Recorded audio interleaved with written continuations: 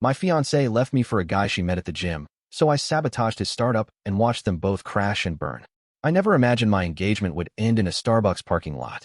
It was a chilly November morning in Chicago, the kind where the wind cuts through your coat like knives. I had just picked up coffee for both of us, her usual caramel macchiato, extra hot. We sat in my car, engine running, steam rising from the cup holders. That's when she hit me with it. "I want to leave you," Madison said, barely looking at me. I laughed nervously. "Wait, what? What's the problem?" She finally turned to face me. "There's someone else. He makes me smile more than you ever did." I blinked. The coffee cup burned in my hand, but my body went numb. "Someone else?" I repeated, my voice hollow. She nodded. "It's been going on for a while. We met at the gym. His name's Tyler." "Tyler?" "The gym. Of course. The same gym where I got her a membership, paid for it every month, even bought her those overpriced Lululemon leggings she loved. I was the one waking up at 5 a.m. to take her there before her shift. Now she was leaving me for a guy who probably just spotted her on deadlifts. "What about us?" I asked. "What about the house? The wedding next summer?" Her lips pressed into a tight line. "I don't want that life anymore." It took everything in me not to scream, not to cry, not to beg. Instead, I dropped her off at her apartment, handed her the coffee she hadn't touched, and drove off. I didn't call her, didn't text, just ghosted out of her life the way she had just ghosted out of our future.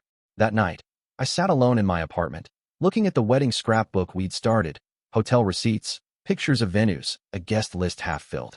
I deleted the shared Pinterest board, blocked her on Instagram. I won't lie, the first few days were hell, but I'm not some pushover. I'm an American guy. I run my own digital marketing business, started it from scratch after college. I've dealt with worse, sleepless nights, financial droughts, client ghostings. Heartbreak, just another storm to weather. I went quiet for a few weeks, focused on work. Hit the gym every day, not for revenge, but to clear my head. I started waking up at 4:30 a.m., journaling, listening to podcasts, grinding harder than I ever had. 2 weeks later, I learned through a mutual friend that Madison moved in with Tyler. No big deal. But the universe has a funny way of setting things up. A month later, I got a cold email from a new fitness brand looking for marketing consultation. The founder's name? Tyler Grant. Yep, him. Now, he had no idea who I was. My business email has no personal photos, and I use my middle name for work, Cole. He said he found me through a referral on LinkedIn. He wanted help launching his fitness app, branding, influencer outreach, SEO, the whole 9 yards. So I set up a Zoom call. The second he turned on his camera, I saw his face. Madison's new happiness. He looked smug, the kind of guy who flexes during every third sentence. I kept my poker face. He had no clue who I was. But I knew. And from that moment, I had a plan. Tyler had no idea he was talking to the guy whose fiancée he stole. And I wasn't about to tell him. He explained everything during our first Zoom call. How his fitness app would be a revolution. How he planned to blow up on TikTok. And how he wanted to be the next Chris Bumstead meets Gary Vee. I nodded, took notes, acted interested. Told him I'd send over a proposal by the end of the week. What he didn't know was I'd already started digging. His app had a weak backend, cheaply built on some low-budget dev platform. His Instagram followers? Mostly bots. His merchandise? Dropship garbage with no real brand voice. The guy was all talk and no foundation. And here's where it got interesting. He was planning to pitch to investors in 6 weeks. A big tech angel event in Austin. He needed my firm to help build his digital presence before then. So I agreed. Signed a short-term contract, just enough to get inside. For the next 4 weeks, I worked with him directly. We had meetings every other day. He'd rant about how branding is everything, and talk about Madison like she was some prize he'd won at a fair. "She's way more supportive than my ex," he once said, grinning like a jackass. Honestly, her ex was some soft dude. I don't think he even lifted. I muted myself on the Zoom call and laughed. At night, I'd see Madison in the background of his Instagram stories, wearing my old hoodie. Sitting on a couch, I helped her pick out. Watching movies we used to binge. But I never let it get to me. I was focused. Tyler gave me full access to his back-end dashboards, analytics, ad budgets, login info, even beta user data. I was the expert, after all. And here's the thing about trust in business. Once someone believes you can make them rich, they'll hand you the keys to everything. During those 4 weeks, I made small changes. Tweaked his ad campaigns to slowly underperform. Slightly modified the SEO tags to push the app lower in rankings. Just subtle enough to look like natural algorithm shifts. I created fake influencer accounts, lookalikes with legit-seeming profiles. Tyler paid them hundreds to promote his app. But instead of real traffic, he got bot clicks and no conversions. Then came the masterstroke. I told him we needed to stress test his platform before launch day. He agreed. I created a controlled ad blast that drove about 3,000 fake signups in 24 hours. The app crashed. He freaked out, called me in a panic. I acted calm, told him it was a server issue and that I'd escalate it to my technical team. But I knew exactly what I was doing. And just when things started to spiral, I ghosted.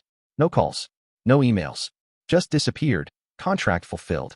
He was furious, started blasting me online, but with no legal contract for liability or damage clauses, there was nothing he could do. I'd technically done the job, poorly, but legally. A few days later, I heard from our mutual friend again. Apparently, Madison wasn't too thrilled with how things were going. Tyler was broke now. His app investors backed out. He started getting aggressive, snapping at her, accusing her of distracting him. Poetic, really. She left me for someone who made her smile. Now she's stuck with a guy who's watching his little empire burn. And I'm just getting started. 3 weeks after I ghosted Tyler's crumbling empire, I got a DM on my business Instagram. It was Madison. At first, I thought it was a joke. But it was her. Same profile pic, same username. Hey, I know this is random, but can we talk? I didn't reply. Not immediately. I let her sit in the digital void for 3 days. On the 4th, I messaged back. What's up? She said she missed talking, that she felt weird not having closure. Closure, right? That old excuse. I could smell the desperation between the lines. But I played it cool. We hopped on a call. She didn't waste time pretending. Turns out, Tyler wasn't who she thought he was. The guy who made her smile now made her cry. Turns out, alpha energy turns pretty toxic when the money dries up and no one's clapping for your motivational rants. She even admitted, quietly, that she missed the way I made her feel safe, grounded, supported. I was stupid, she whispered. I didn't say anything, just listened. Truth was, I wasn't mad anymore. I didn't want her back. I just wanted her to see the man I'd become without her. And she did. Over the next month, her life spiraled. She moved back into her parents' place in Naperville. Posted vague breakup quotes on Instagram like, sometimes blessings come in painful packages, and healing isn't linear. Tyler, he tried to relaunch the app under a different name. Didn't work. Word got around. Turns out, he owed money to some freelance devs, and a lawsuit was brewing. He posted a long, tearful video on TikTok about fake friends and snakes in the grass. I didn't even have to lift a finger. The house collapsed on its own. Meanwhile, I was thriving. I'd landed a new client, an up-and-coming mental wellness brand based in Denver. They paid well and valued honesty and creativity. I moved into a new high-rise apartment, traveled to Austin for networking events, and even got featured in a small business podcast. And yeah, I started dating again. Not out of spite, but because I was healed. One night, while sipping whiskey on my balcony, I got another message from Madison. I just wanted to say, I really messed up. You were the best thing that ever happened to me. I didn't reply. I archived the chat. Because here's the truth no one tells you. The best revenge isn't making someone suffer. It's living so well that they have to sit in silence while you shine. Madison left me because someone else made her smile. Now she scrolls through her phone alone at night, watching me laugh in reels, speak at panels, travel to places we once dreamed of going together. And Tyler? Well, he probably still thinks I was just some random consultant who screwed him over. He never figured it out. Never will. I didn't need to destroy them with fire or fury. I just handed them the rope. They did the rest. Moral? If someone ever tells you, I found someone better, don't waste time proving your worth. Just become undeniable. Let karma do the talking. And trust me, she speaks fluently. I appreciate you watching till the end. Hit that subscribe button and stay tuned for more content.